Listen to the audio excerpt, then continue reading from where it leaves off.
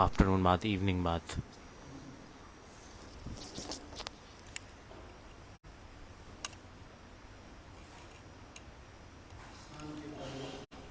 Before that, they put some paste and oils on the body,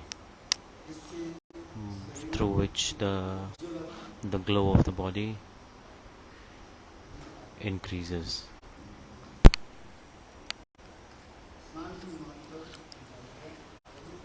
Taking bath is very important.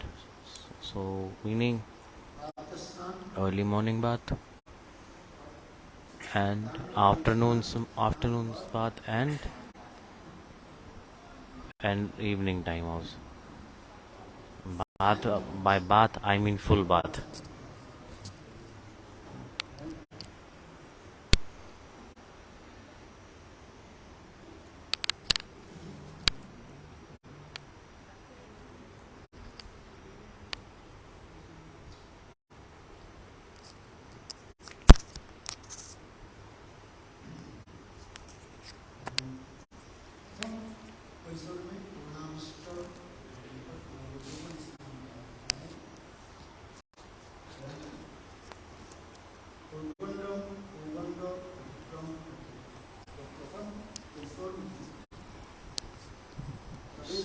So when she enters in young age, youthful form, that is called Karuna Vishishta Snan.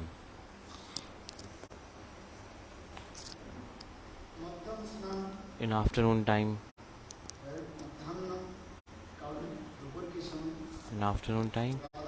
Radhaji with her Sakhis, the bath that she is doing with Sakhis, especially in Radha Kund, taking bath in Radha Kund, the glories of Radha Kund, the pastimes in Radha Kund. This happens around afternoon time, and this is called the best Leela, the best pastime, especially in Sri Krishna Bhavnamrit scripture and other scriptures also. The pastimes of Radha and Krishna, among all of them, in Ashtakalya Leela there is Madhyanakal, meaning afternoon bath time. It is known as one of the best pastimes because in the afternoon time, the Leela that happens there, it is very, very confidential. Especially in Radha Kund is a place where only Sajatiya Sakhis can enter that place. No one else apart from them can enter that place. They cannot enter. This is arrangement of Yog Maya. Only and only Sajatiya Sakhis, meaning the Radhajis who are the Sakhis that are one pointed to Radha, only they can enter. Those who are very near and dear to Radhaji, they can enter in Radha Kund.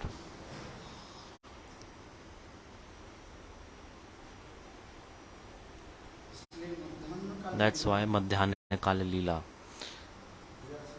it is the best. It is considered the best. Even the Ras Leela, Ras Leela is called topmost. The Ras means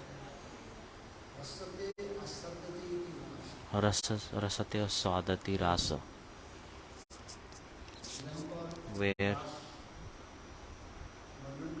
they express Ras. There are so many Ras. Ras is not only about dance and music. There are different kinds of Ras. There are so many divine mellows. They get collected there. There are 18 types of divine mellows. They manifest there. 18. Especially where there is meeting and separation. And separation and meeting is in those pastimes.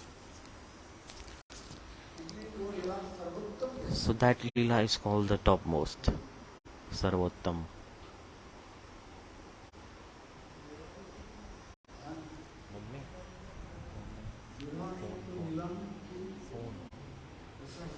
If there is no separation, then the meeting is not proper. It is not complete. Now you'll be able to understand a little bit. But if you keep on hearing again and again, it will manifest in the heart. For this, you need to follow the path of spirituality, the sadhana and bhajan. Just hear for now. It's also hard to hear these days, right? It's not possible to speak everything and touch on all the topics. That's why Bhaktivinoda Thakur in Bhajan Rahasya he is writing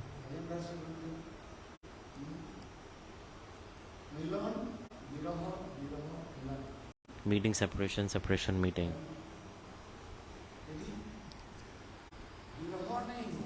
If there is no separation, no viraha, the beauty of meeting does not manifest. Without vipralamba, the meeting is not possible. Like it's not complete.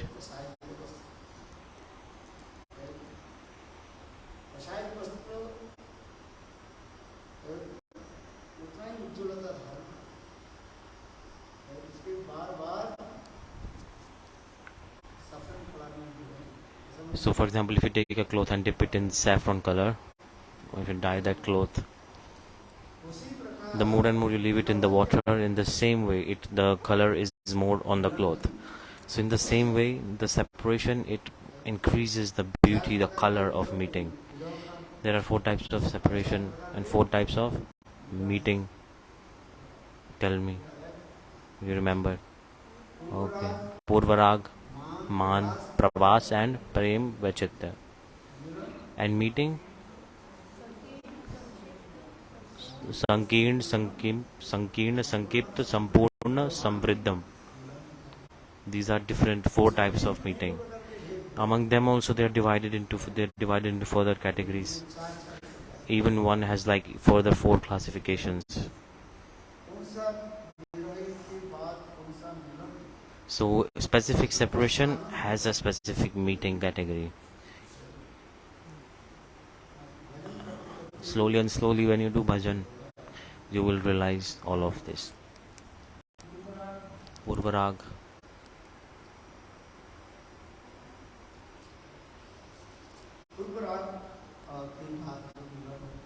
After Purvarag, the meeting that happens after Purvarag.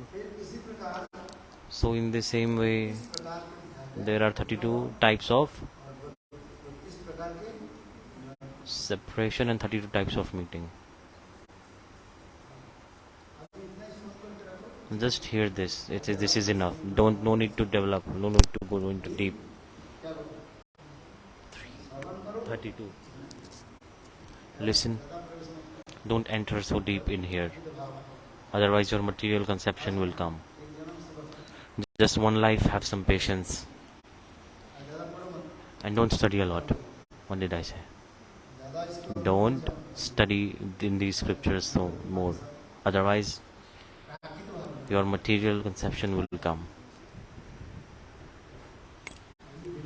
Slowly and slowly, what to do? Hear and focus on how to destroy your anarthas. Focus on anartha-nivrrti.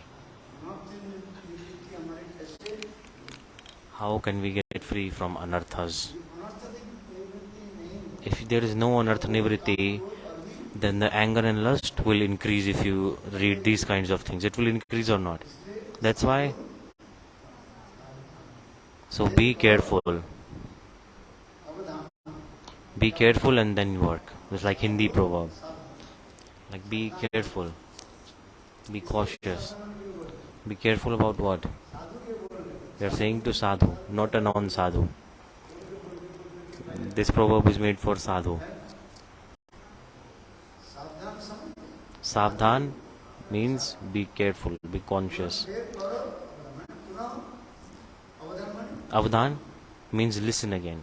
So means like be careful and be careful basically. 2 times. Otherwise definitely material conception will come.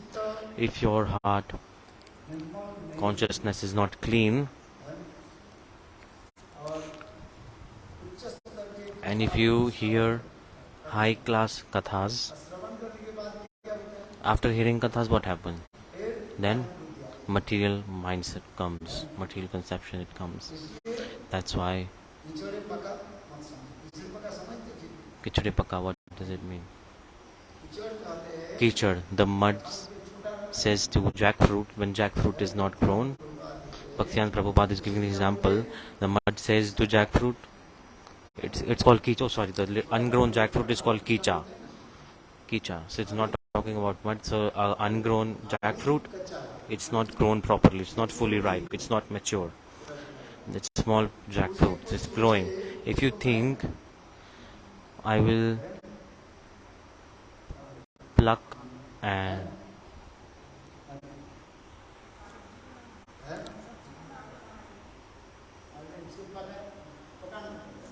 if they try to cook that one, they to make it mature, they break it from the tree, the unripe jackfruit, and then they wrap it under a cloth and they keep there, and then they wait. This will become ripe, and then I will eat.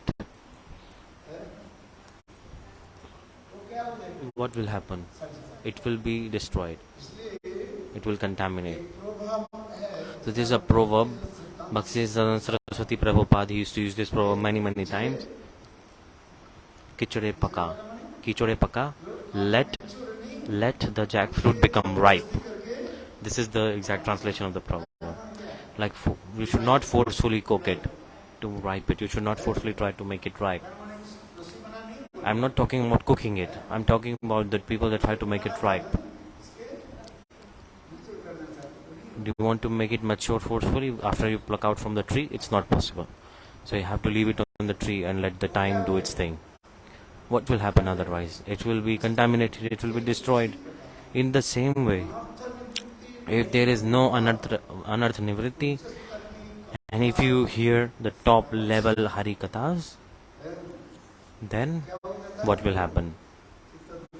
The heart becomes contaminated. The mind becomes disturbed also. So what to do? What's the solution then? Focus on how to do anartha-nivrrti.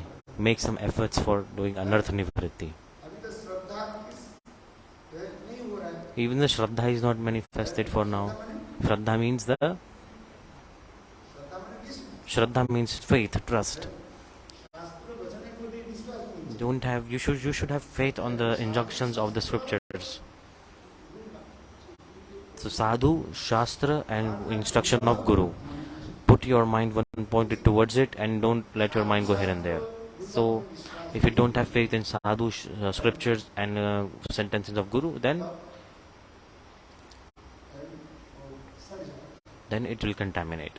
It will become bad. It will become rotten. It will rot.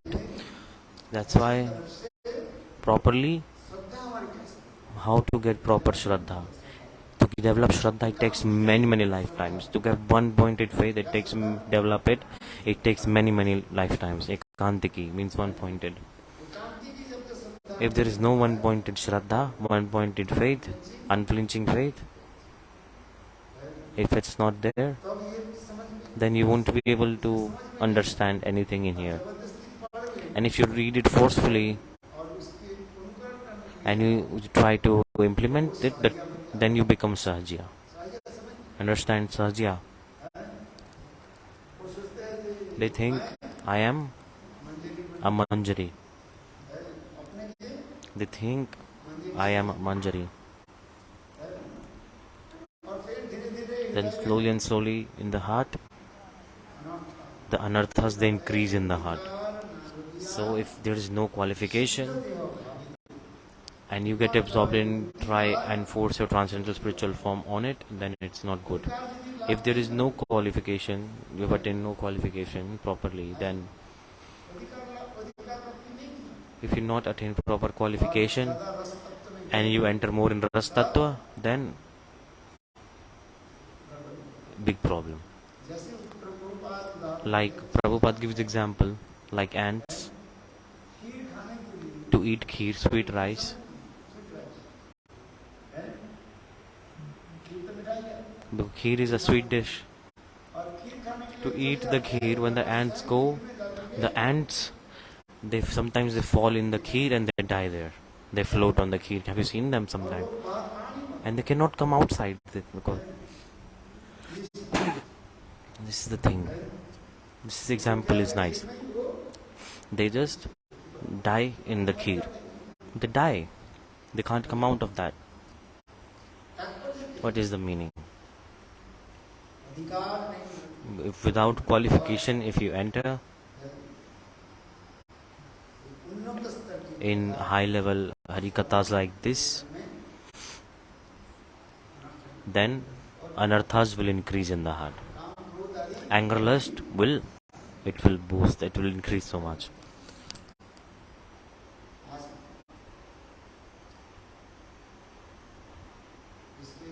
That's why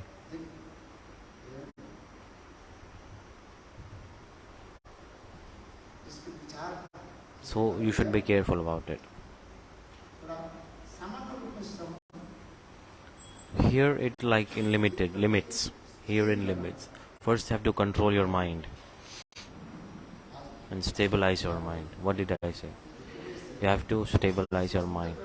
All types of attachments, you have to be detached from them. You have to be away from all attachments in your heart. Anyhow, if there is even little attachment of this material attachment, then you're not qualified. And you hear high class harikatha, then the anarthas increase.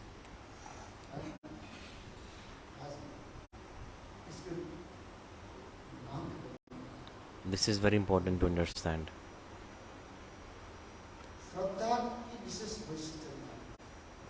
The speciality of Sraddha is being expressed here. How many rounds do you chant? The biggest thing is what? How many rounds are you chanting? How many rounds did you chant? Tell me now. How many rounds till now you have? How many rounds have you chanted? Have you done Arnik? Have everyone done Arnik? Because there is no time. They keep on sleeping.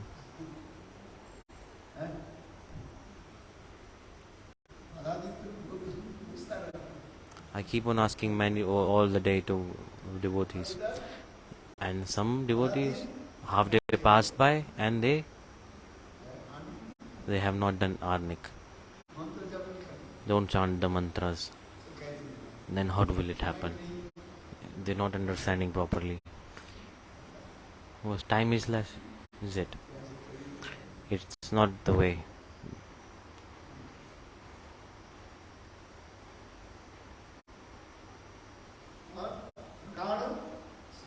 And should have unflinching faith.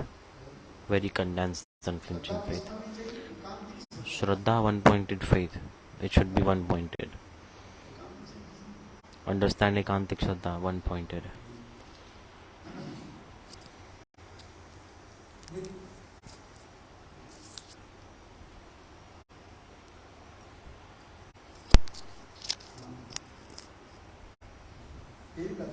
That's why.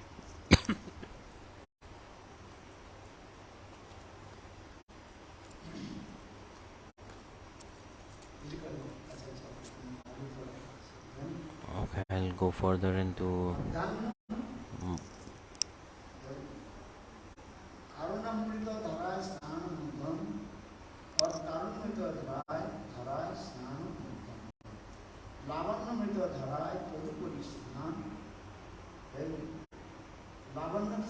what is lavanya?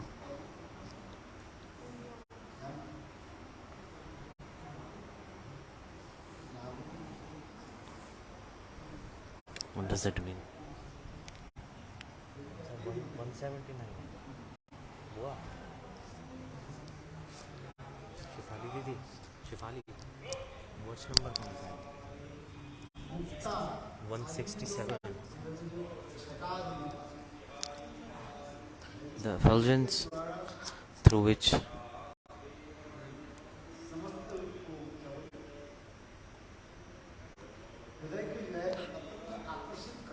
which attracts the heart so much. Usually in money this definition is coming. This is expressed. Have you seen this?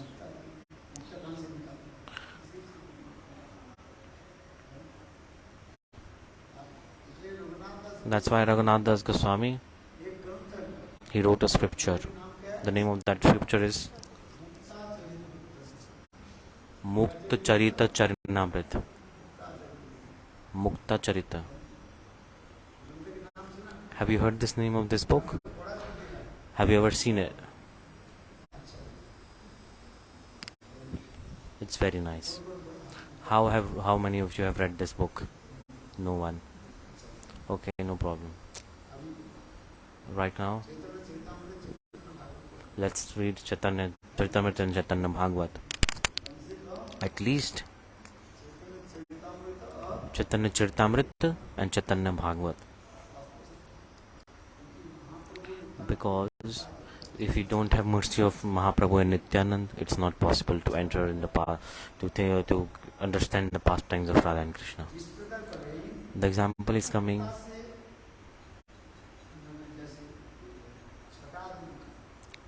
like the effulgence that comes in the same way. The effulgence coming from the body of Radharani is so like very very bright, like it's coming from a very special crown jewel.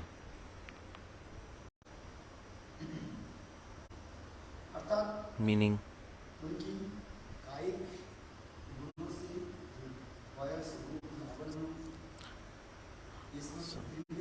after her midday bath, Radharani takes another bath in the nectar of bodily luster, and she puts on the garment of shyness, which is her black silk sari. So Caitanya Caritamrta Madhya Leela 8.168. So yesterday I explained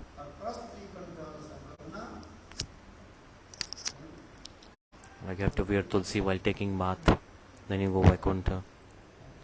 If you take bath in early morning, then you will go heaven. This is very very important slok. Early in the morning, it's very very important to take bath early in the morning. It's considered very very auspicious. And the humans, they go to heaven. And Magha-snan, if you take bath in the Magh month around December, January, as I explained yesterday, what's the benefit?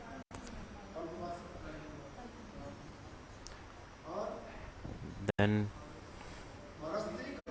Parastri, the stri means here they refer to Tulsi Devi, like the Tulsi neck bead you should wear. The stri word has many many synonyms. Don't understand it wrong.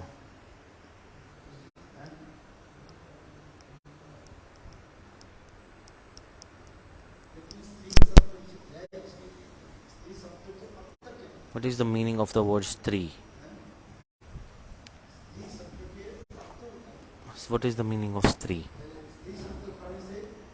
When we say stri, like we think a married woman. In Hindi, stri means a married woman, wife. And like girls, the woman. The word stri means where Krishna, the beloved of Krishna, is called stri. This is also definition of the word stri. There are many many meanings of one word. Don't put one meaning on all the words. The jivas, they all are stri. All the jivas are stri, meaning they all are the beloved of Krishna. Understanding my point? All the jivas, they are stri. Stri means potency, shakti, power. Yesterday I told, if there is no marriage, if there is no exchanging of garlands, till then they will sit on the right side. They're not husband yet. At that time, they also get up and go away.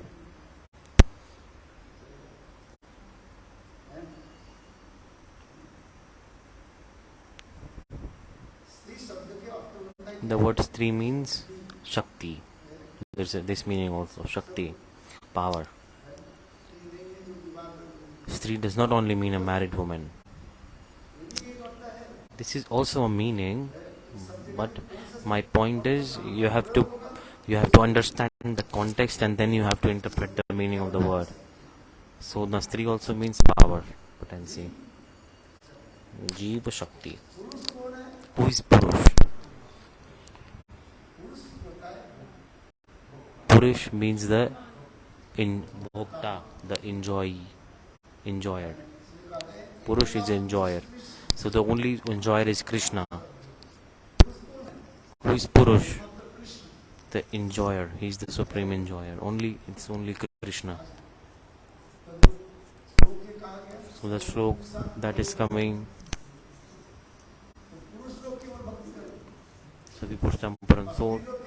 So Purush, only men to do bhakti and the woman will cook.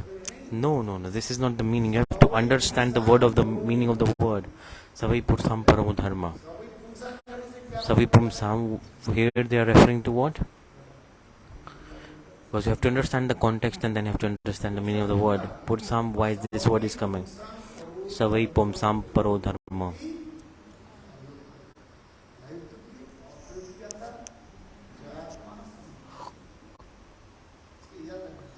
And remember this shloka. Gurudev asked question. This is Savai Pursam Purusaha means Gurudev asked this question. So they are saying the men are qualified to do bhakti. Savai Pursam Paro Dharma. The men, what is the duty of men? Male to do causeless bhakti of God. Paro Dharma, this is the topmost religion. The topmost religion for all men is to do bhakti. So what will women do then? You tell me. Pumsam, you have to understand the meaning. Purusa. So what will women do? The stri word is not coming here. What will they do? Will they only cook all day? The men will eat and women will cook. Does it mean this? No, this is not the meaning. Savai Pumsan, this shloka, here, Purusha. When they are saying this word Purusha, they are referring to all the conditioned souls. Understand this. You will all forget it soon. Try and memorize it. Because you are not hearing properly. Gurudev, go sleep. I will listen. What did I say? Did you make a note of it? Pumsam, they are not referring to men, they are referring to all the conditioned souls.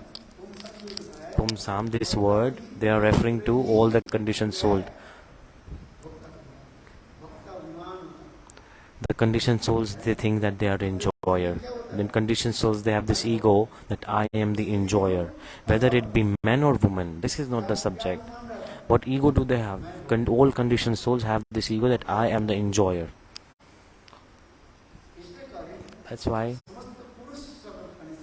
when they say all the Purush, they are saying they mean all conditioned souls. If I ask after 1 month, after 1 year, will you remember it? I say it many times. Everyone gives me donation and they go like, Gurudev, what I hear from you, I will return it back to you. They give me this donation. What donation can you give me? Give me Sraddha. Sraddha, have faith, trust. This is best. So the shloka is coming, Savai Pumsam Paro Dharma. Paro Dharma. This is the topmost religion. To do bhakti of God. To do bhakti is best.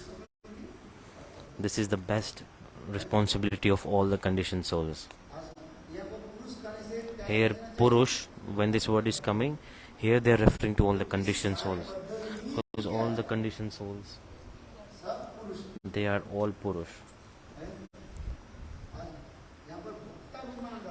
Wherever they have this ego that I am enjoyer, they all Purush. They are all considered Purush.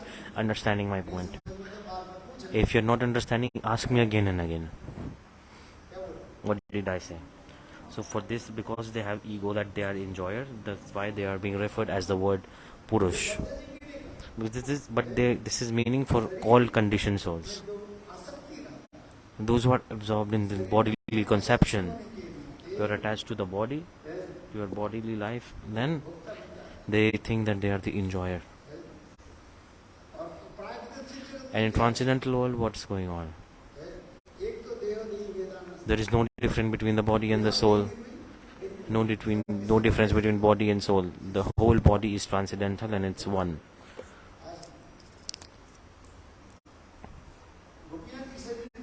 Body of gopis, they're transcendental bodies. They are like Krishna, they are Chidananda. So they don't have this ego that they are the enjoyer. They are not attached to their bodies. That's why Krishna. What are gopis saying?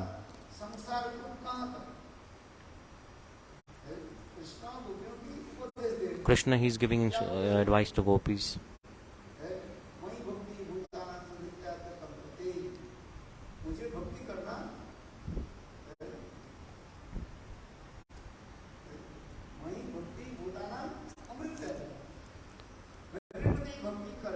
If you do bhakti towards me, then you attain like liquid of immortality, which is like amrit, nectar. And all the material desires, they go away. Do bhakti of God. The knowledge renunciation, it will come automatically. You don't have to force it on yourself. What's the shlok?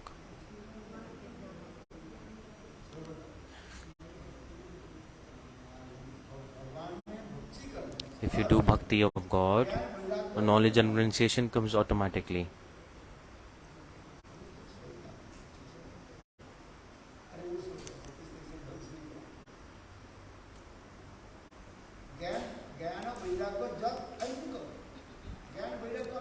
Knowledge renunciations come automatically.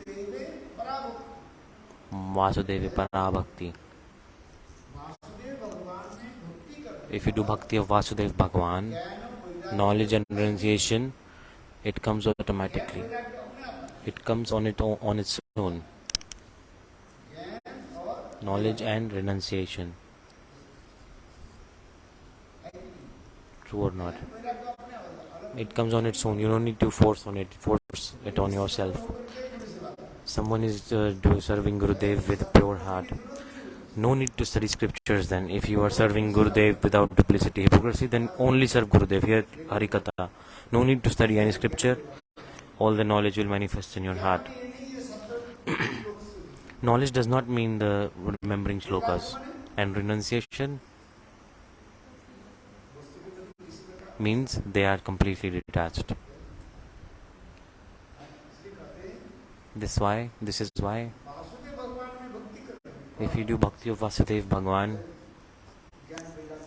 knowledge and renunciation comes on its own. Renunciation comes. They don't like to eat very delicious food items. Just to survive, maintain their body, they eat some food. Just to maintain their body. This is body symptom of bhakti. The more and more bhakti will increase, in the parallel same, and the simultaneously, the knowledge and renunciation will increase. In parallel to bhakti, they both increase together. One is Susko Gyan, meaning Susko Viragya, Falgu Viragya, like kind of fake renunciation. If there is no bhakti, Falgu Viragya comes. Falgu Viragya, understand? Like from outside, it looks like it's renunciation, but from inside the heart, there are many lustful materialistic desires. For example, a river in Bihar. Do you know Bihar? This is an Indian state in northeastern India. There is a Falgu river. There is a Falgu river in northwest India, Bihar. It's in the northwest of India. There's a Falgu river in the state of Bihar. In near Gaya, there's a Falgu river. In that river, outside you won't see there's water. If you remove some soil, then you can see the flow of water. If you remove the soil, then you can see the flow of water. From outside, people are showing renunciation. Bhakti is not there. From outside, they're showing fake, like for renunciation. They're showing it. They're not eating, not drinking properly, not doing anything. They're not wearing proper clothes during winter season.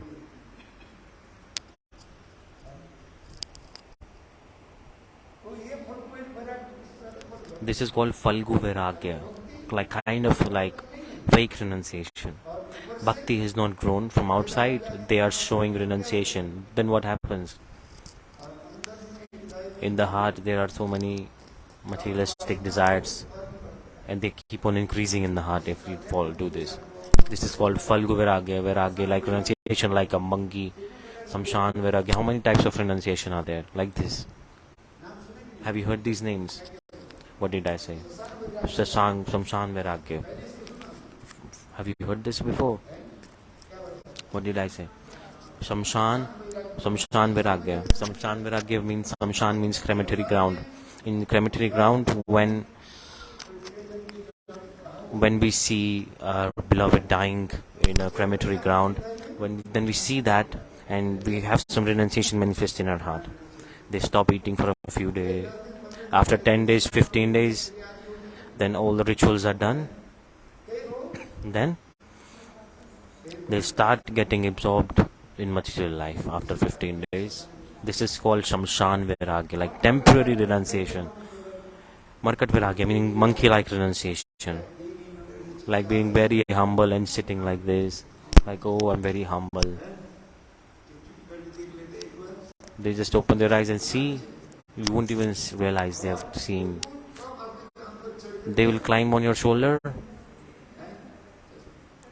and they will, like when you are in Vrindavan, monkeys, they steal your glasses.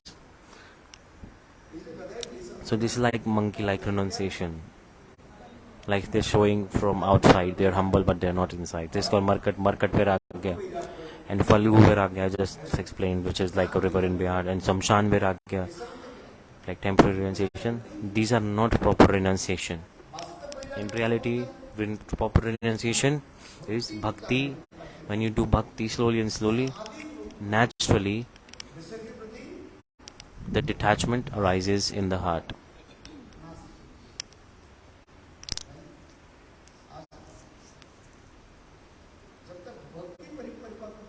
If the bhakti is not mature, and before that, if you forcefully express renunciation, it is called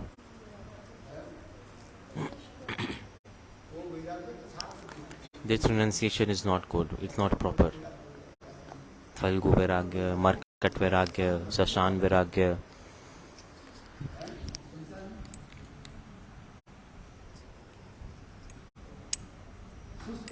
Shushka Vairagya, this is also, Shushka means it is not related to bhakti at all. They are just making their heart dry. No connection with bhakti at all. Like someone doing tapasya, austerities. They do austerities or not? How? From all around, they put up fire and they sit in the middle of the fire. No real connection with bhakti at all. That's why what did Mahaprabhu say? Don't show off renunciation to others.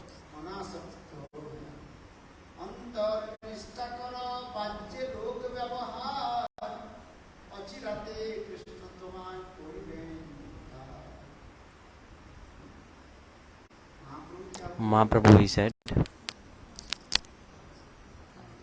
what did I say?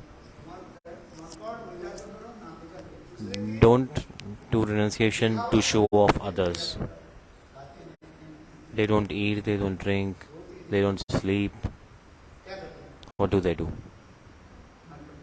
Markat Vairagya, renunciation like a monkey. But when bhakti manifests, naturally the renunciation comes naturally in the heart. This is no Yukta Vairagya. Yukta Viragya, renunciation that is favorable for bhakti. They are automatically detached from the material things. At that time,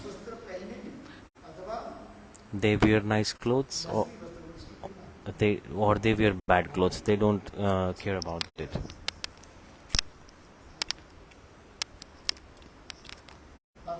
This is true or not?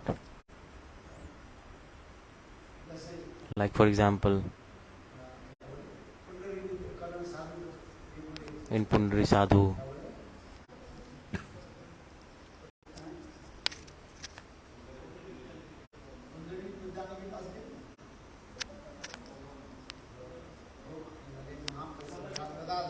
Gadadhar Pandit went to him.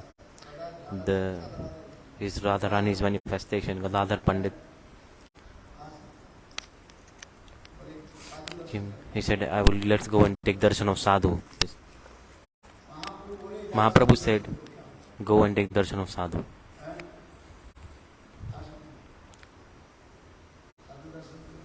So went to take darshan of sadhu. What did they see? Pundri Vidyanidhi have very beautiful hairs, very beautiful hairstyle. They took that darshan. They are wearing many gold jewelry. Then he saw that and a doubt arises in his heart. He's not a sadhu. See, very nice hairs, very nice jewelry. He cannot be a sadhu. He's a completely materialistic person. Understand my point? What did you hear? What did I say? Pundari Vidyanidhi. Who went to Pundari Vidyanidhi? Who sent? You're not understanding properly.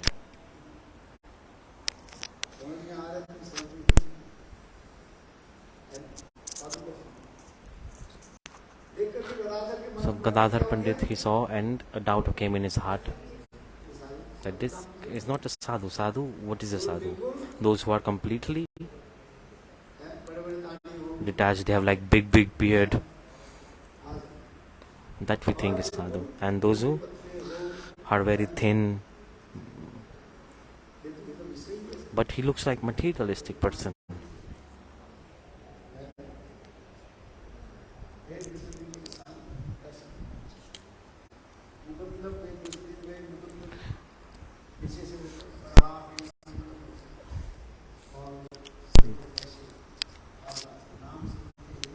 Then they heard this name of Mukunda.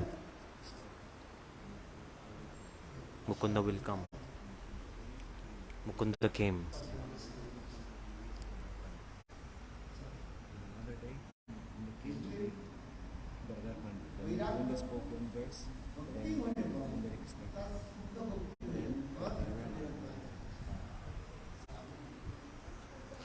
When do you bhakti renunciation comes naturally?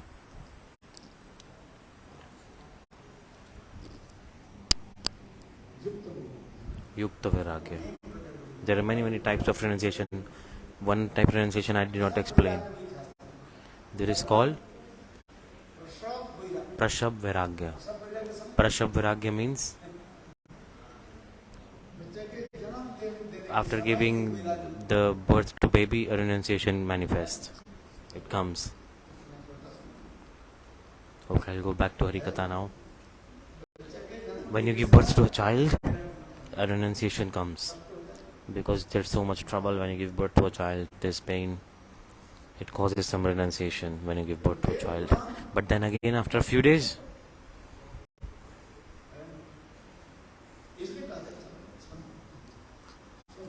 that's why I keep on hearing.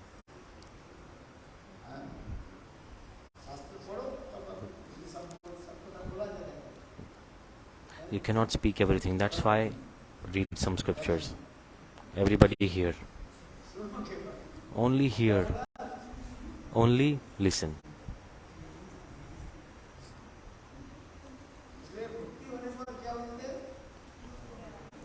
That's why when there is bhakti, knowledge, renunciation, it comes on it naturally. That's a symptom of bhakti.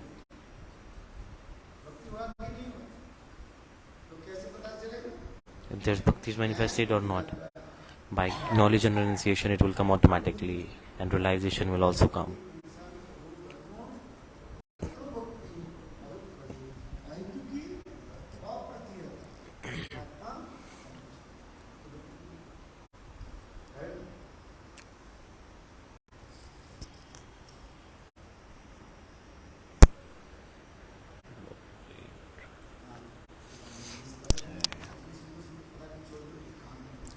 See, I forgot I was explaining so very beautiful harikatha about Radharani's bath, and now where what I'm speaking. Okay, so let's go back to it.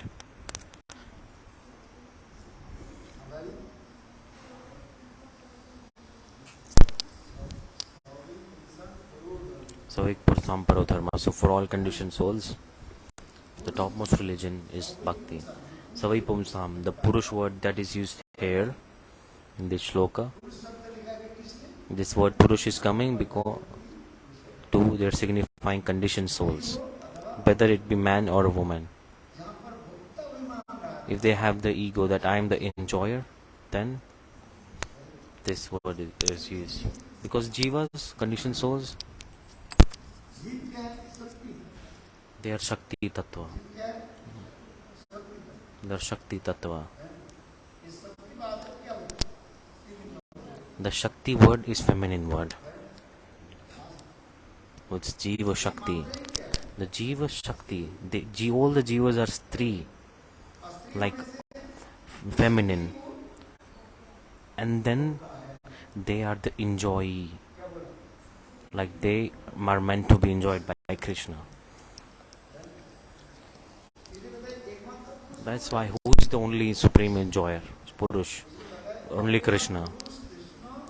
Krishna is the only enjoyer. So Krishna is the only masculine and everything else is feminine.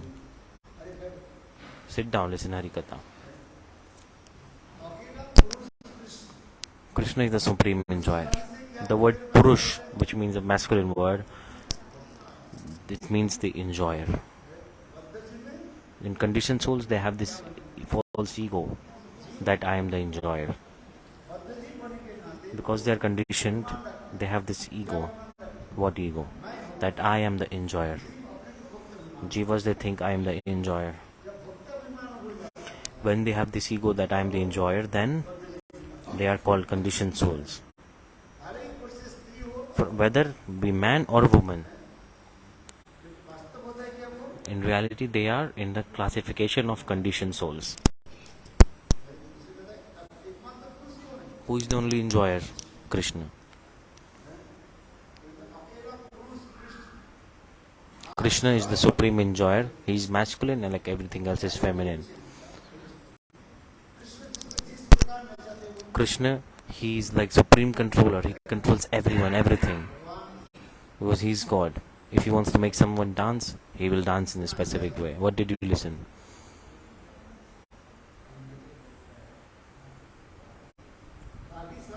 Everything, everyone else is enjoyee. Because when conditioned souls, because of their conditioning, they have this ego that I am the enjoyer.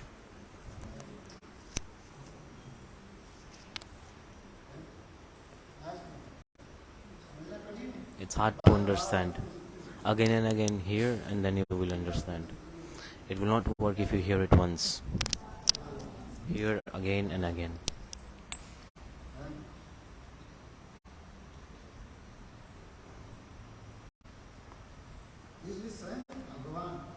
God himself, Krishna, he is called the Param Purush, the supreme enjoyer, the only enjoyer, Krishna. One Param Purush. So katha that I was explaining was about Krishna. He said to gopis, do bhakti for me. Then what will come? Knowledge renunciation will come. You will become detached from the material world. The cause of distress and unhappiness is the attachment. Attachment is the cause of distress and unhappiness. What is the cause of this stress and happiness?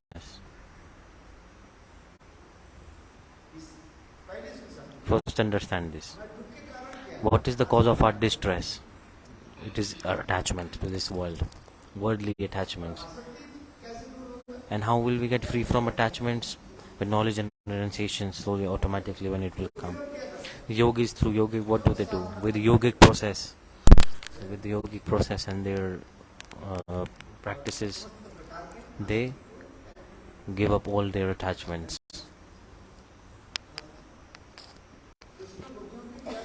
Krishna, he is explaining gopis, he is giving like advice to gopis. Do bhakti for me, I am God. He's saying this to gopis. What did gopis say in response? They say, gopis are saying, we are not attached to a material world, not attached to it. We are not attached to our bodies. Who is saying this? Gopis. Gopis are saying, we don't even know if we have a body sometimes. We forget that we have a body.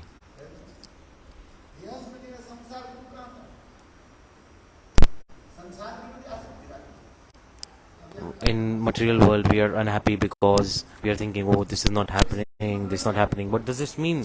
You are attached to this material world. You are attached to your family. This is true. If it's there, it's there. If it's not there, it's not there. Truth is truth. This is true or not? Gopis, they are saying, Krishna, what are you teaching us? We are teaching us about renunciation.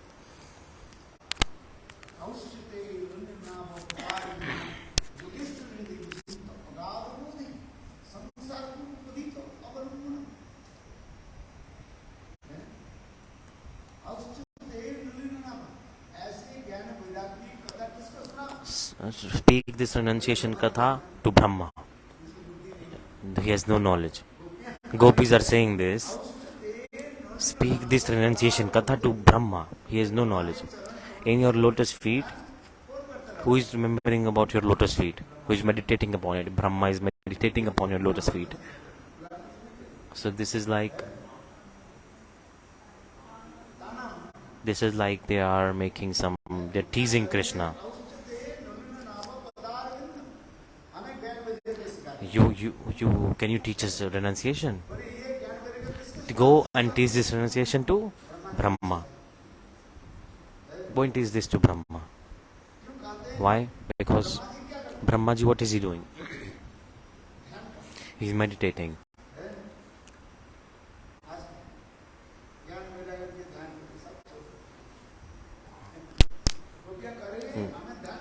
You are teaching us to meditate, follow renunciation, teach meditation, knowledge, renunciation, go and teach it to Brahma. Why? Because Brahmaji has no knowledge, he is less brains. Because Brahma took birth from where? From like kichad, from the dirt, like mud. The wet mud, dirty mud. The lotus grows from there.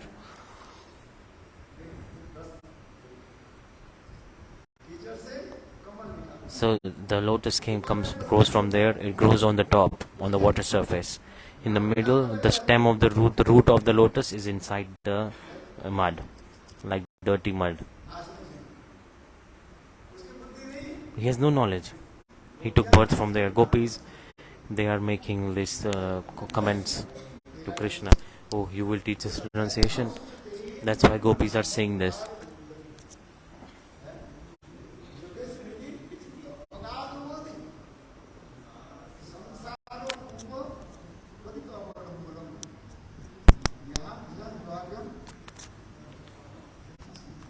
Very beautiful shloka this is. So they are like making taunt on Krishna. Don't need to teach us.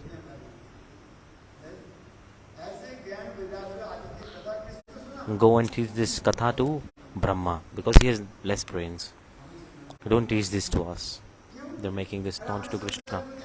Why? Because we are not attached to our families, not attached to this. Don't sometimes we forget we have body. Their smriti means we are not attached to our bodies. But in conditioned souls, what is there? They have bodily conception. They are attached to their bodies.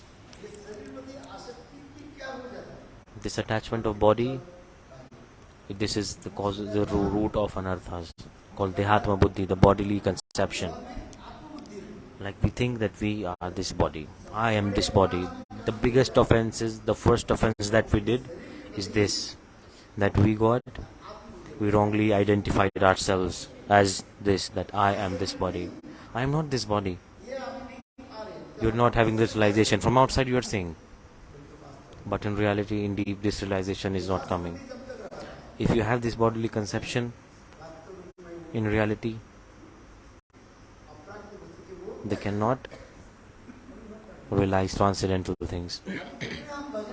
The more and more bhajan we keep on doing, the process that we follow, there's only one significance, that how we can get rid of this bodily conception, how we can grow out of it.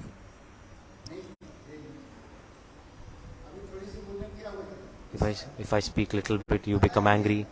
You become angry or not? It comes. Anger comes. What comes? Anger comes. What else comes? Greed comes. Lust comes. Enviousness comes. My son, my daughter, my beautiful wife, me, I and mine. Like this is my, and I, everyone is absorbed in this. This is mine. And it belongs to God. Say this is of God. This house, whose house is it? It's not your house, it's God's house, it's Thakurji's house. So we are not saying it.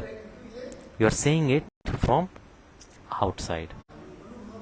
Without realization, you are saying it externally. If you have this realization that everything belongs to God, then you will be free from bodily conception.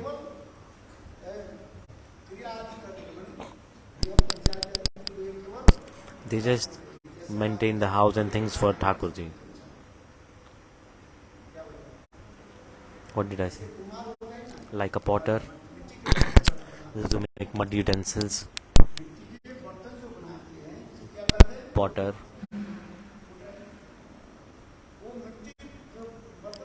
When they make mud utensils, they move the wheel, and it keeps on going in circles again and again and again. In the same way, the activities of this body, they are also like this. They're not attached to eating food, but if they get, it's okay. If they don't get, what to do? They drink water.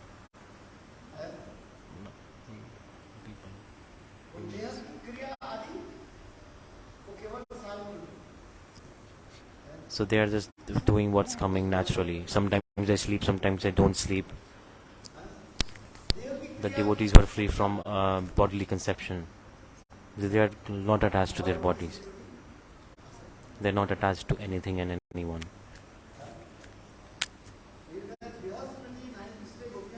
The gopis are saying, sometimes we forget that we have a body. Right now we think we have bodily conception or not. It is there.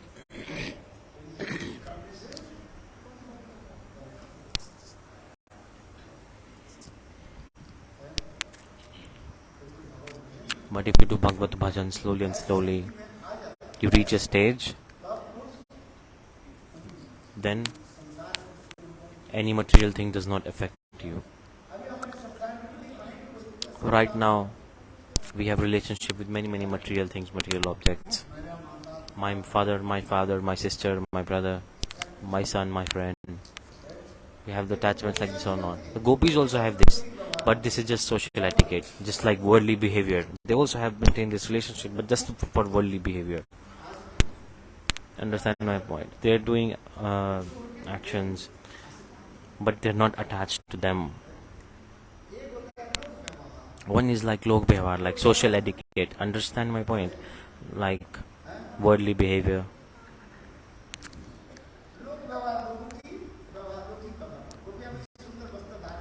The gopis, they also dress up very nicely.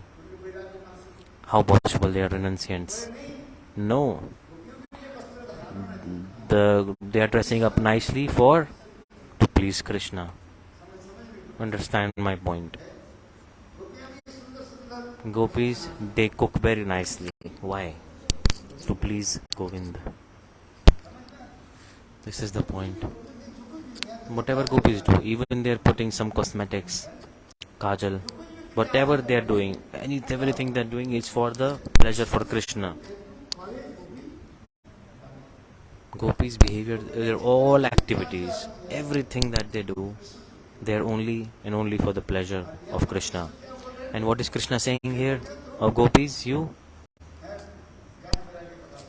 listen about knowledge and renunciation. Ved, Puran, Upanishad, they are coming from where? They are coming from gopis. All the Ved, Puran, scriptures, they are coming from gopis. And Krishna is trying to teach gopis.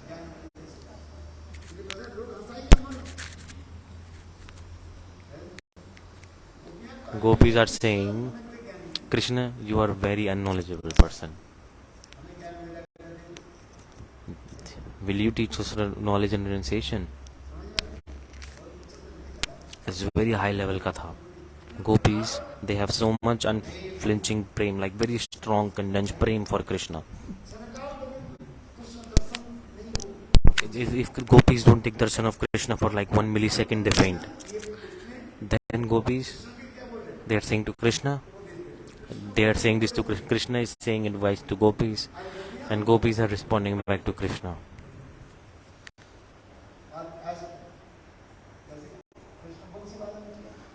Where Krishna played the flute, the gopis, they came. And Krishna, he started to give like advice to gopis. Go, serving husband is the best religion. Those who don't serve their husband, they cannot go to heaven. Aswarg means they have to go to hell. Aswargam, they go to hell, those who don't serve their husbands. Krishna is saying this to gopis. This is the duty of chaste woman. So not Swarga means heaven. Not heaven means hell. So they go to hell. This word means they go to hell. Everything works properly.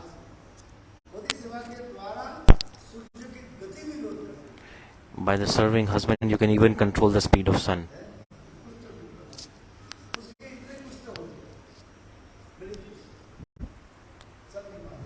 They could not walk. There was her husband could not walk, and his wife served him.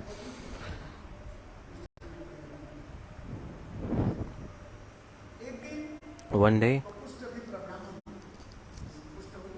a Brahman who had some skin allergy. There was a prostitute across the river. He said, "I want to go to prostitute." Wife said, "Okay, I will take you there." Then what did she do? On her shoulder, she carried her husband at night because she could not take to prostitute in the daytime. So, in the same day, Mandap Rishi was passing through there. He was sitting, stool, like on a stick. He was sitting on a stool, like he was sitting.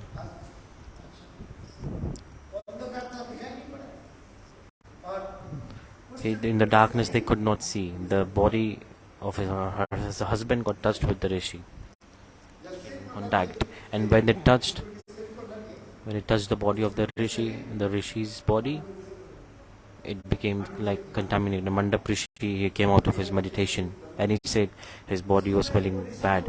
At that time, Rishi, he cursed, whoever has touched my body, and now my body is facing some allergies.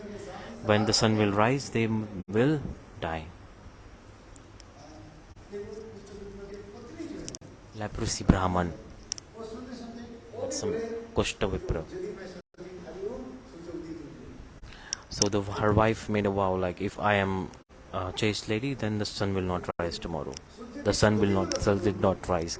So she controlled the speed of, like, the rising power of the sun. So read Caitanya Caritamrta. It's right here.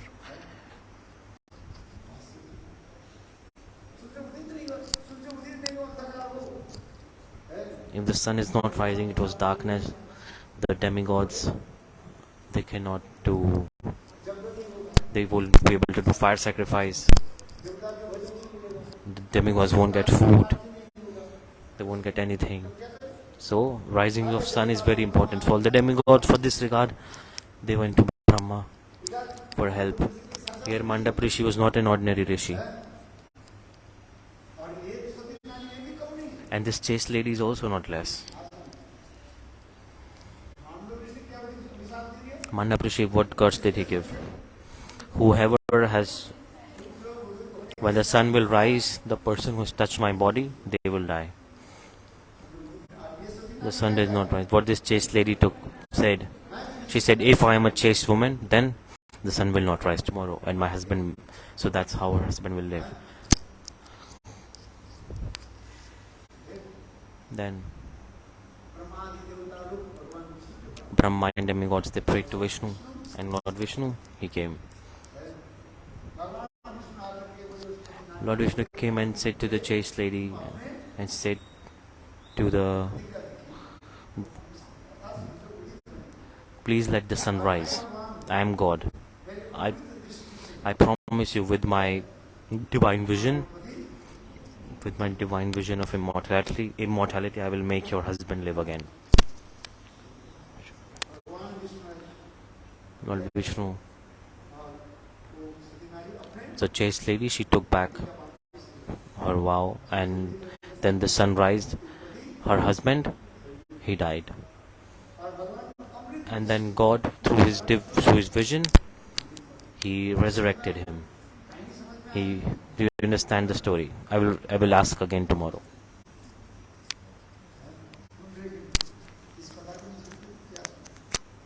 Listen katha properly. Look.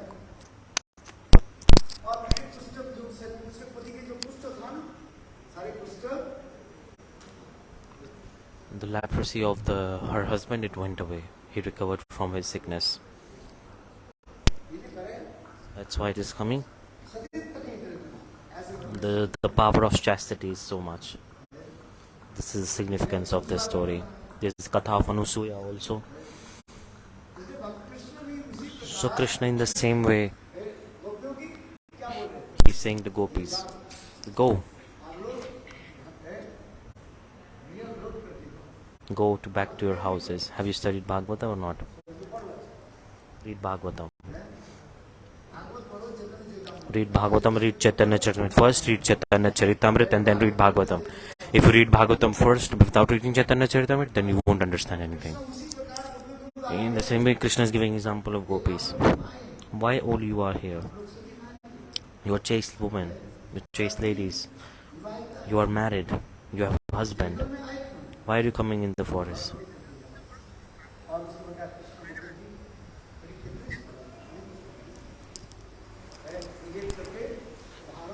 One by one, Krishna started to give examples. Go back to your house and serve your husband properly. Gopis, what did they say? They heard Krishna properly. Govind, what you are saying is so sweet. Very nice. One is the husband and one is Parampati, like the husband of all. One is the husband, one is like the topmost husband of all. Parampati Parameshwar, like the husband of whole world, Jagannath.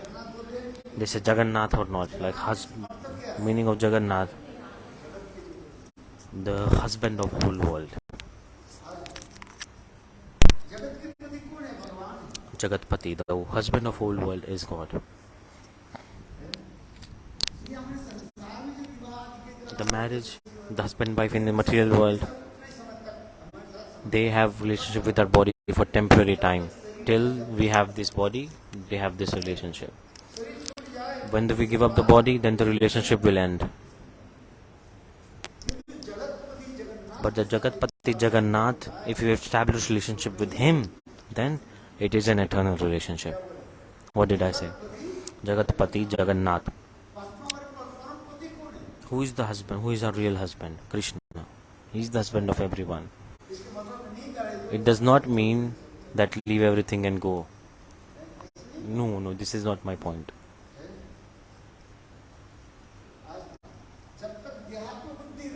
If you have bodily conception, till then you have to take care of your family, husband, everything. When you get away from bodily conception, then automatically arrangement will come and you will get attachment for the husband of the world.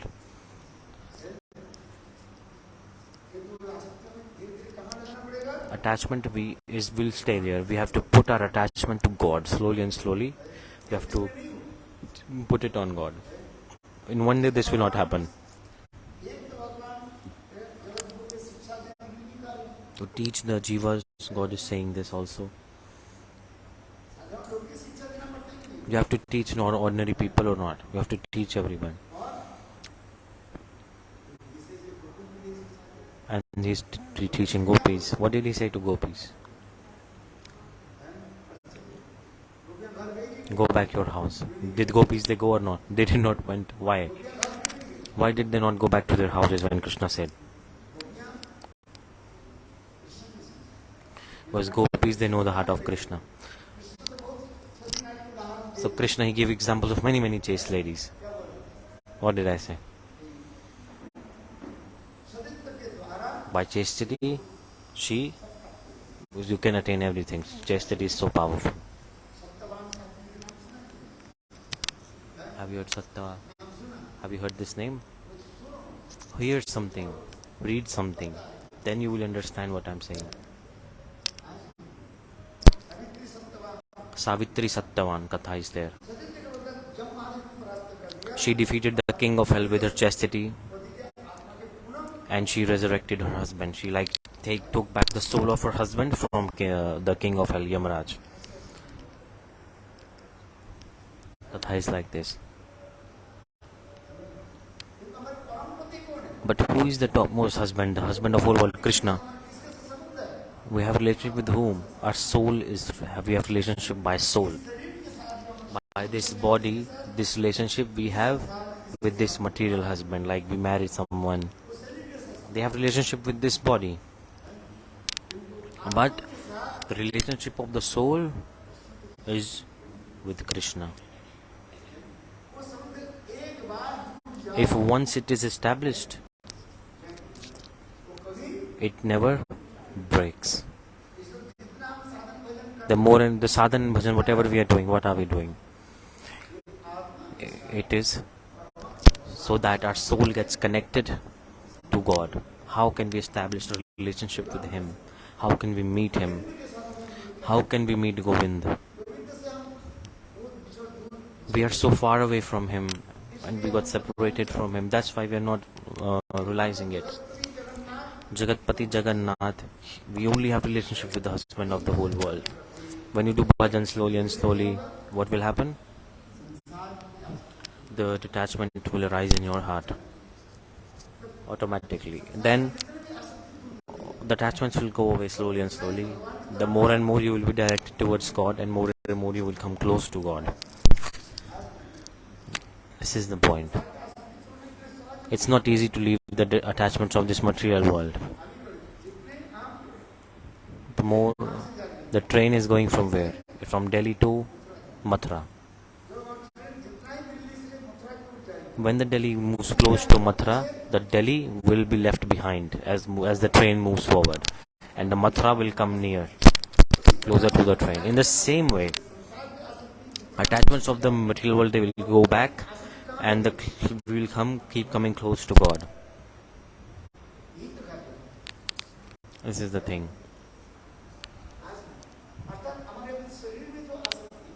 Meaning the attachment in this body,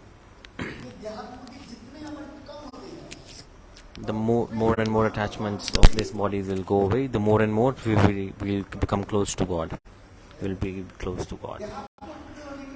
Because bodily conception is there, we are having relationships in this world.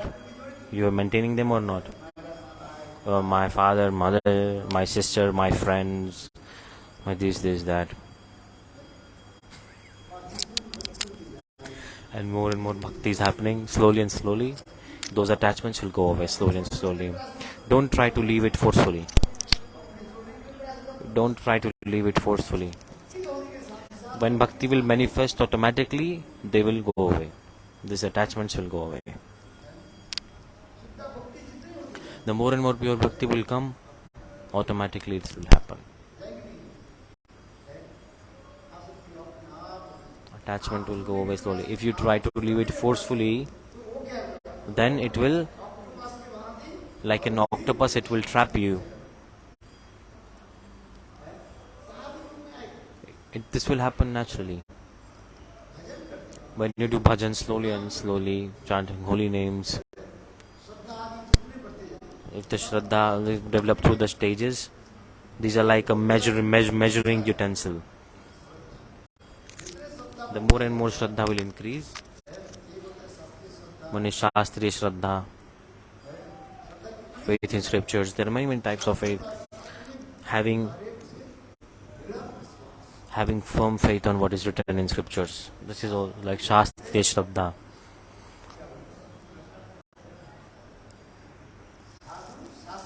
Sadhu Shastra Guru Vakya. We should be one pointed our mind on the Guru's sentences, scriptures. Whatever scriptures are saying, what Guru is saying. Sadhu Shastra and Guru. Sadhu means Vaishnav. What Vaishnav, Guru and scriptures are saying, it's true. Don't criticize them. Guru, Vaishnav and Shastra. These three, like a triangle.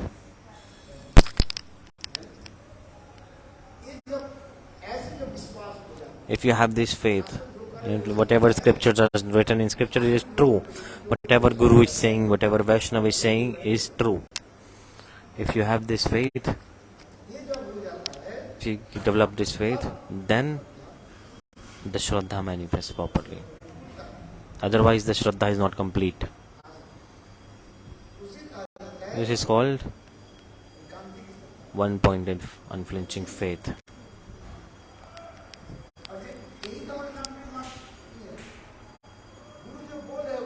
Whatever Guru is saying,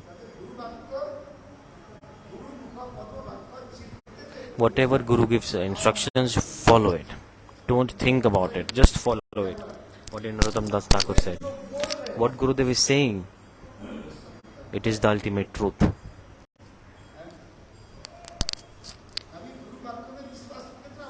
How much faith do you have in what Guru is saying? Very less. You have to measure and ask yourself, how much faith do you have in the instructions and the teachings of Guru? The more and you can measure how much Shraddha you have this way. The more and more Shraddha will increase, the more and more Bhakti will increase. So we're discussing about the gopis. What are the gopis saying? We're teaching renunciation knowledge to us.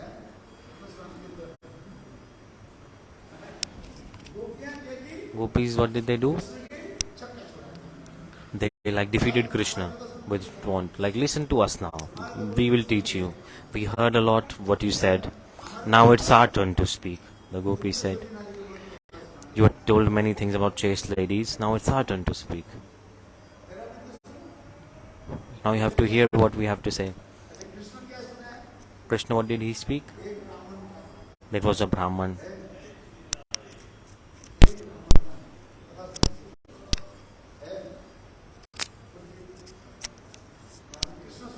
So Krishna is explaining this. One Brahman and Brahman. There was a Brahman. Krishna is speaking this. He is speaking this to gopis. Listen. One Brahman was there. He came back after his work. When he came back, he was very tired. And he said to his wife, today I am very tired. So, can you please give me some head massage? Give me some head massage. Anyhow, don't wake me up. Whatever may happen, don't wake me up. Whatever may happen, don't wake, even if the world is destroyed, don't wake me up. He said this, and the Brahman, he put his head on the lap of her wife and he slept. And then the wife was giving head massage. In the meantime, the little baby, the child of Brahman, in the near there was like fire, and the little child thought that the fire is food, and he started to go towards the fire. Who is explaining this katha? Krishna is expressing this katha to gopis.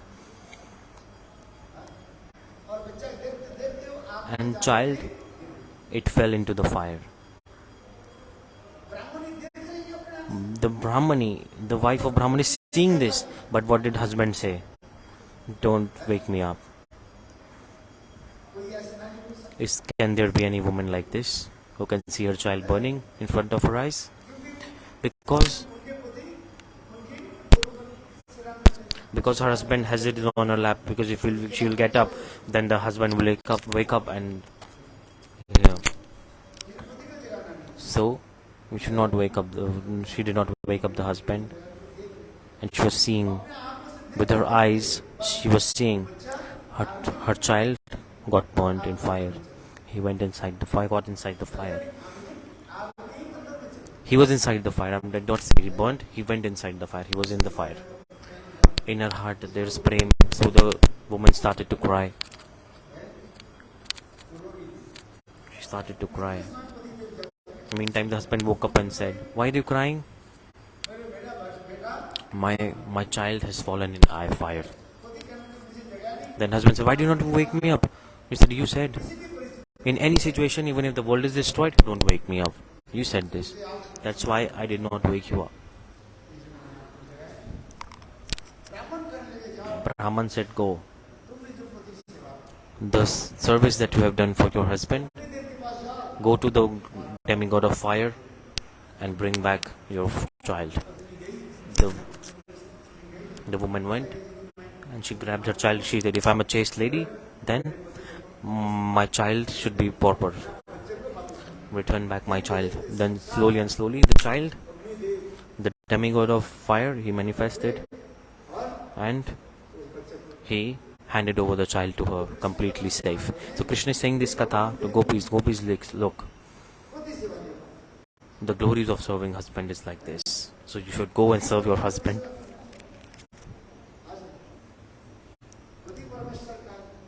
Pati Parmeshwar also is coming, like husband is God. You should think your husband is Parmeshwar, is God. People, they think this. In India they say this. Husband is like God. Serve him like this. So gopis, they laughed so much when Krishna said this. "Okay, Krishna, now it's our turn to speak." Then Krishna said, "Okay." There was one Brahman and one Brahmani. Brahman and his wife. They were newly married couple.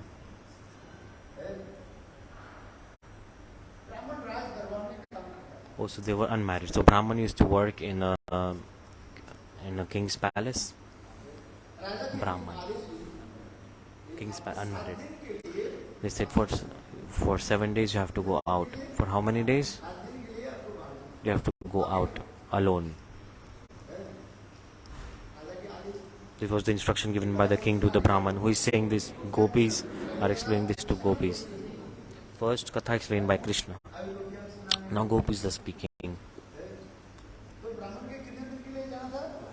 Brahman had to go for 7 days.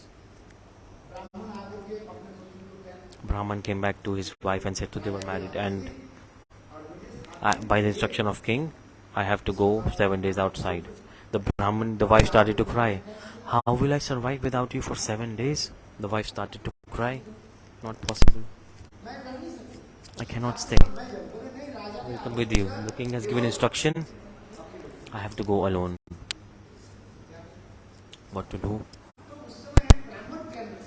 The Brahman said, "Look, my deity, make a deity of me." And Brahman, he made a deity of him from mud from him, like they make here. He is expert in making deities.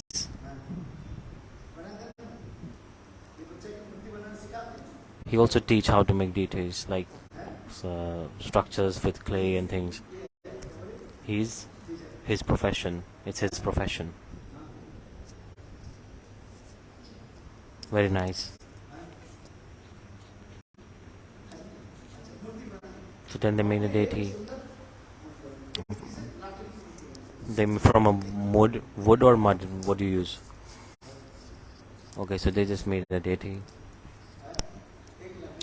from a wood. The Brahman said, "Look, think that this is me. Think that this is me, and you serve this deity." And then the Brahman said this, and he went. The wife, what she started to serve that deity. She closed the doors and she put that deity in the house.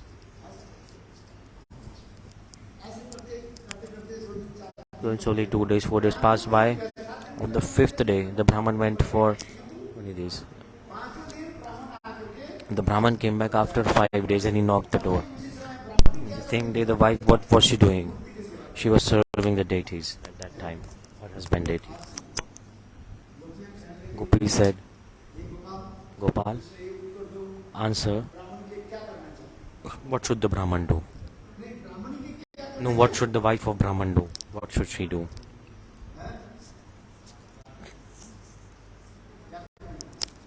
What shall she do? Brahman said, "Think this is my deity and serve it like me. Serve it like me."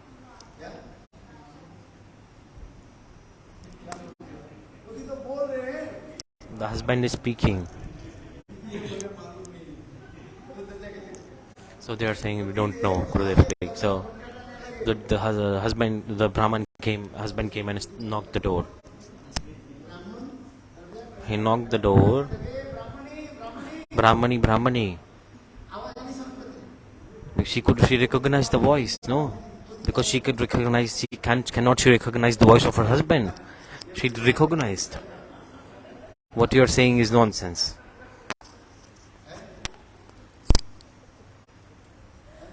So she knew it was her husband on the door. So some devotee said he is knocking the door. The wife did not know that who is knocking the door. But what they are saying, she knew that it's her husband on the door. Because she said, "Brahmani, Brahmani, it's me." In the same time, Brahmani, she was serving the deities. She was following the instruction of her husband. They asked to Krishna, "Krishna, tell, what should this Brahman do? What should this wife, this Brahmani, what should she do?" Because her husband gave her instruction. What did he give instruction? "You serve my deities. Like we serve the way deities, like Gurudev deities we serve. Here's the deities of Param Guru Maharaj. You serve the Guru's deity. And Gurudev will come, what will you do?" No, Gurudev, wait, I am serving your deities. Will you do this? If Guru comes in real from front of you, what should you do? When you should stop doing deity service. Deity is also known as indifferent. There is no difference. But yet in scriptures it is coming. You should stop doing deity service and you should serve Guru in real. Please ask this question to Krishna. Krishna, you tell. What should she do? Krishna said, she should serve her husband. Stop doing serving the deity. She should go and open the door for her husband.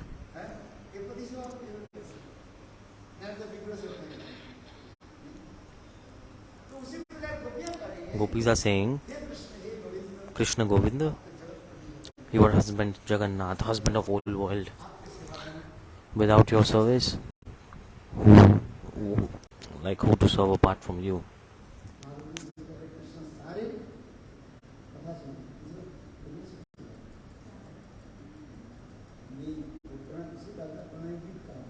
Pranay, it's called Pranay Geet. Krishna, he spoke this. Pranay Geet. After Pranay Geet, Gopi Geet comes. So before Gopi Geet there is Pranay Geet. Have you read Bhagavatam? Read Bhagavatam. There is Pranay Geet.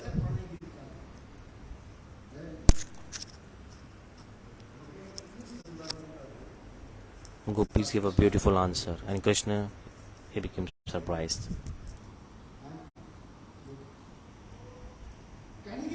What was the meaning? One is husband. You can serve your husband, no problem. We stay in this material world. Within the family, we can serve husband. And the husband of whole world, supreme, is God. Jagatpati, Jagannath. Those who don't serve God, their life is meaningless. So what should you do? Serve your husband also and serve God also. If you leave your husband and try to serve God, this will not work. Like for example, Mirabai, she did. Forget about gopis. Gopis example is not for you, because it is so high class. Gopis are so high class. Can you be like Gopi? No. Gopis, they don't have children. So you go and not compare yourself to gopis. Compare yourself to Mirabai. Can you compare? That's also not possible. Now you cannot even compare to Mirabai. That's why stay in your house, serve your husband and serve God also. Okay. This is the thing. And slowly, when you become like Mirabai, then automatically you will leave your family. The arrangement will come.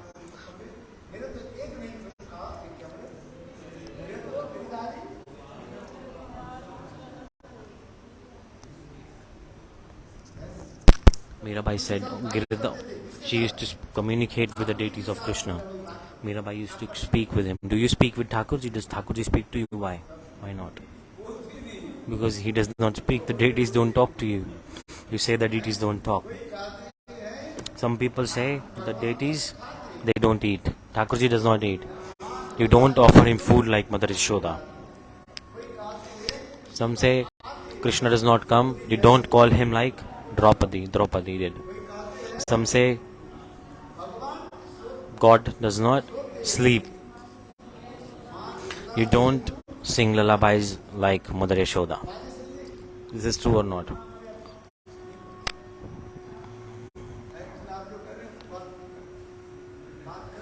So the deities will talk to you. You start talking to him, and the deities will start talking to you one day also. For example, 1-2 people, they were sitting in the train in front of each other. The train was going on. They don't know they were strangers for each other. After 1 hour passed by, they started to talk. Like, where are you going? He said, I'm going to Kolkata. I'm going to Delhi. Okay, I'll also come.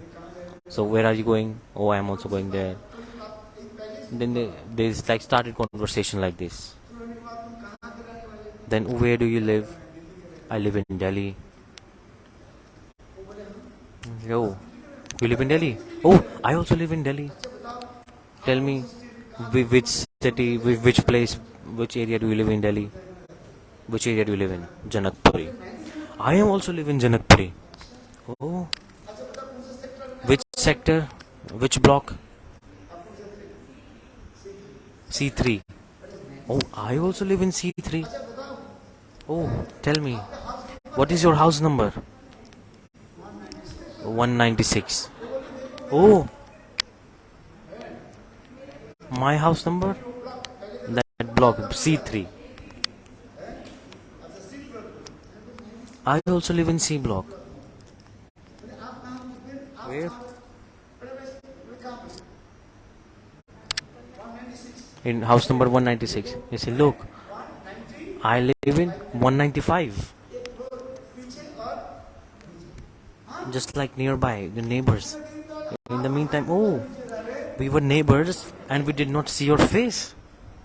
You know you were a neighbor. See, they now made a friendship there. Oh, you are my neighbor.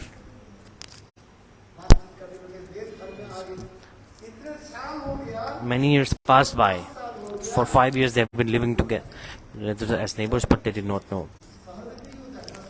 This is the life of city. You don't even know who's living on the up floor, up above you and floor below you. Nobody asks anyone. They don't even care.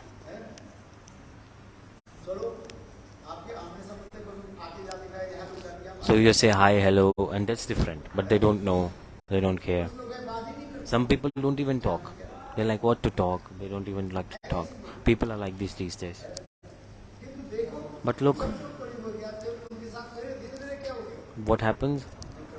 They've made some friendship. So like this, if you say God does not speak, you speak with God daily. They say, Thakurji, what do you want? How are you? Ask him. One day he will definitely give answer. These deities, they will give you answer. I showed you. What did I say? You speak to him. Ask him. You don't ask him, how are you? The deities are not responding. You ask the deities.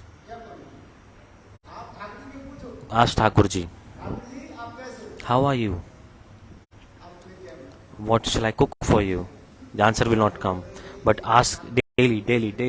One day Thakurji will say, cook dalia for me. He will say. He will speak. The deities will speak. You start speaking with faith. Speak daily. Speak until he gives a response. Keep on saying. One day definitely he will give you an answer. Have faith. Speak daily. Early in the morning when you wake up, go to Thakurji. Thakurji, how are you? Everything okay? All good? Everything okay or not?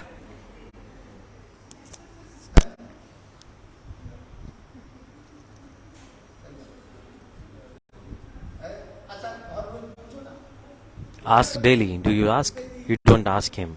How is he? Then he also does not ask, how are you?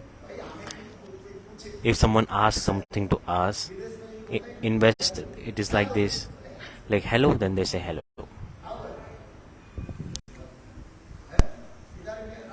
Here they say Ram Ram Ram Ram in India. Jai Shri Radhe, then they say Jai Shri Radhe. And if you don't say anything, they will also not say anything. Ask Thakurji. He's not deity. He's God himself in front of you. He wants to speak. He's waiting for you to start. You start speaking to him daily. He will speak. Put your lips on his ears and say, Thakurji, shout in his ears. Oh Thakurji, how are you? Shout this into the deity's ears. Then the deities will speak. A devotee said, I will go to home right now and do this. Do this daily, Guru is saying. If you stop daily, then Thakurji will become upset.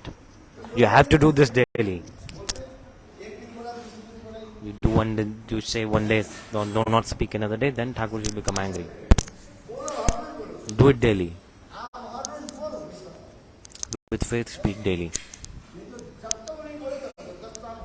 10 years, 20 years, have faith, go on, keep going on. He will start speaking. If the deities start speaking, he will not shut up. The deities will keep on speaking and speaking. He will talk so much to you, you will be surprised.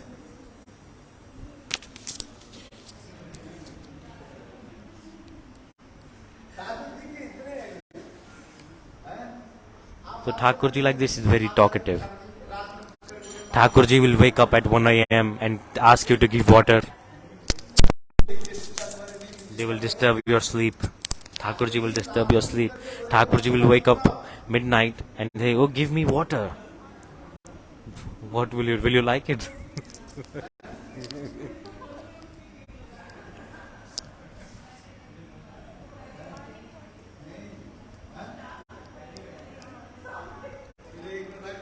A devotee is saying we'll put like water tanks in the temple, no problem.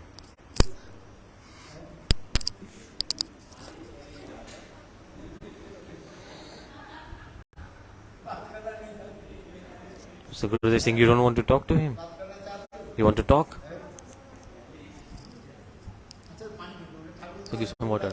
He said, Thakurji, are you hungry? Ask him. If you put the food, leave the food all day in the temple, then the ants will eat it. Ask Thakurji, what do you want to eat? Tell me. Ask Thakurji. Whatever you cook, but before you ask Thakurji, then Thakurji will inspire in your heart. If you say this daily, then the deities will speak for real.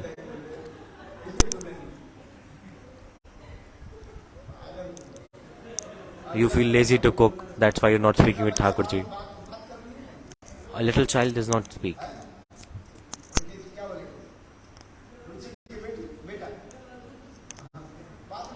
He did not speak after 3 years. Like a baby starts to speak.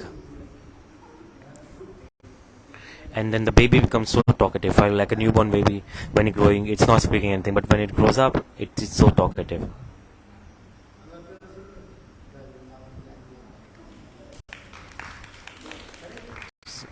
So a devotee's child started to talk. So,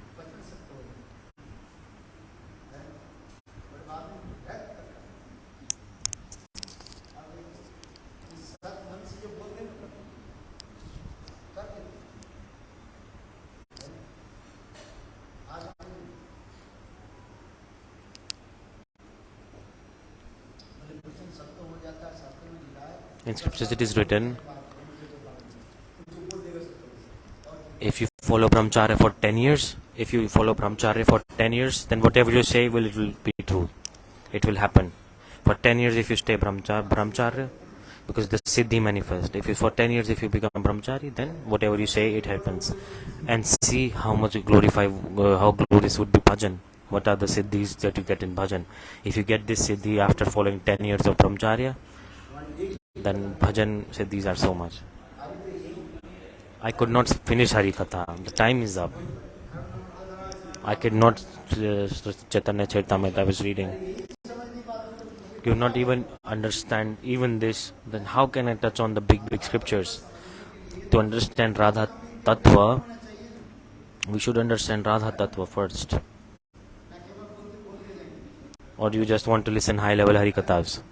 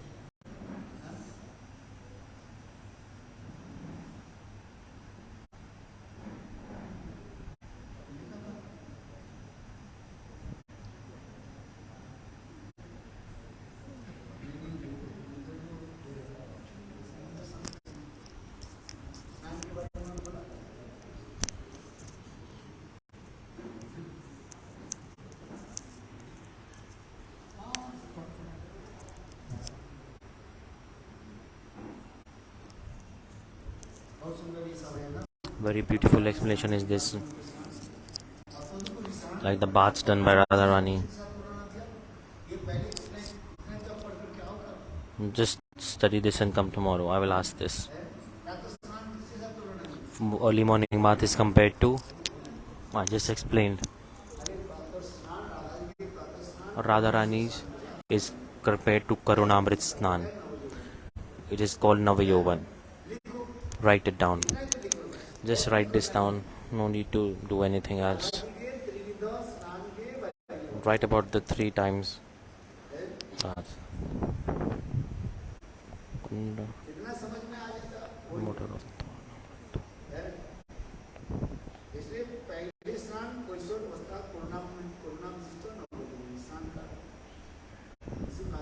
This is called Karunamrit. Karunamrit Snan Pratham. The first one is Karunamrit Snan. And second one, Tarunamrit Snan.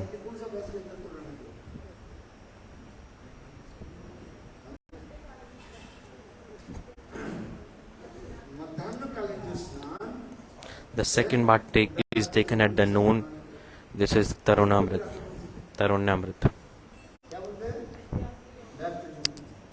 And this is the actual expression of our new youthfulness. And the Lavanyamrit Snan, after her midday bath, Radharani takes another bath in the nectar of bodily luster. And that is compared to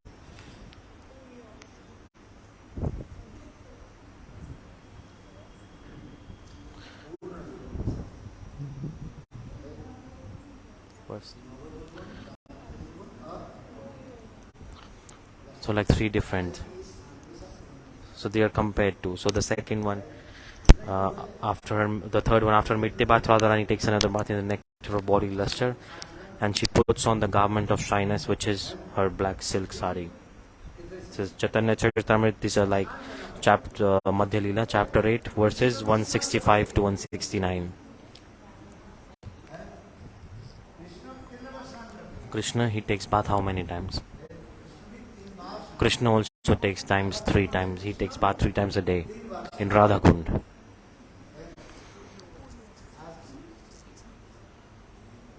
Krishna takes bath 3 times in Radha Kund. In Radha Kund, Krishna, he takes bath 3 times. I'll explain this later. Read the sloka. If you hear everything in one day, you will not come tomorrow. Did I explain the 3 baths of Radharani or not? I'll explain tomorrow again. I'll ask tomorrow.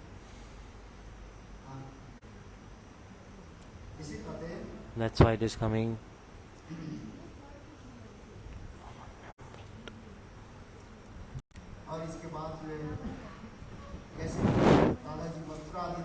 Then how Radharani dresses up. She wears like blouse and saris, and then everything is explained one by one. There is a upper garment. No.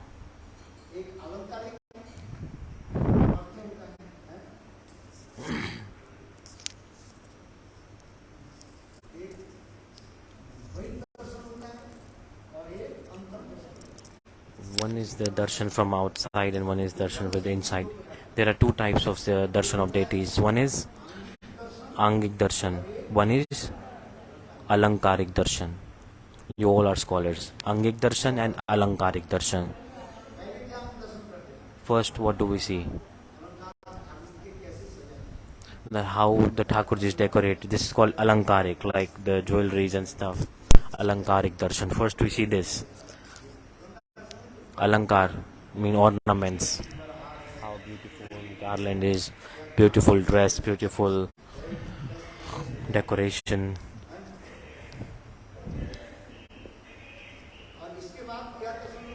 Then we take darshan of the body, like angik. How are the eyes and nose of Thakurji? One by one we take darshan like this. Then we take darshan of the combined form, Yugal, like Radha and Krishna's combined form. Then we take darshan of it. Like when we do arati. We do arati from the feet. We start arati from the feet. And then go up. Darshan is like this. The darshan starts from the feet. You should start taking darshan from the feet and then go up. Then from the face.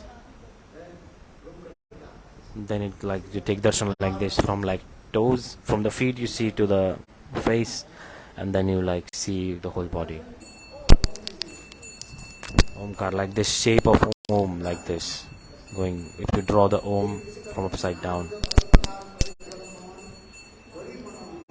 Nana with alankar kare jhalmal. Nana with like many varieties of ornaments. Two types of darshan of ornaments, the alankaric darshan. Two types. You're seeing the jewelry of Thakurji, ornaments. Many ornaments, jewelry like necklace. These are jewelries, ornaments. One is Bhavalankar, the jewel of the mood. What? So many types of jewels, many ornaments. Like even it attracts the heart of Hari. We do this kirtan. Bhaktivinoda Thakur kirtan is saying how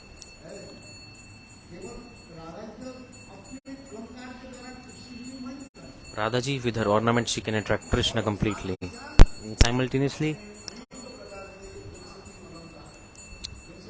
Vinshati means 20 types of ornaments.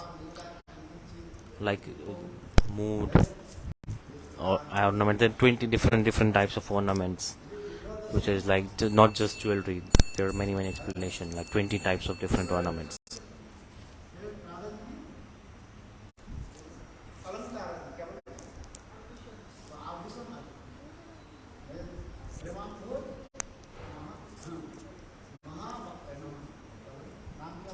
What's the name? Premambhuj Makaranda. Premambhuj Makaranda scripture. In that scripture, Srila Raghunath Das Goswami, he expressed this so beautifully. Premambhuj Makaranda. If you want to realize Radha Tattva and understand, then you must study this book. Premambhuj Makaranda.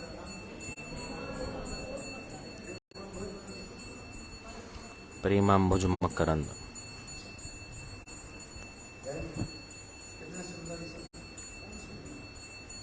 Very beautiful this is, but who will understand?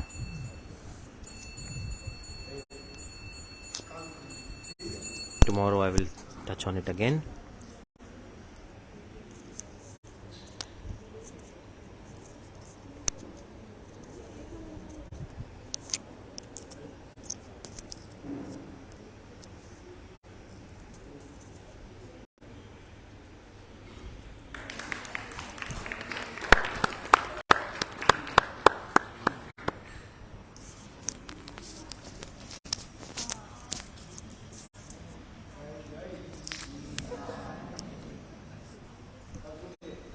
You heard everything?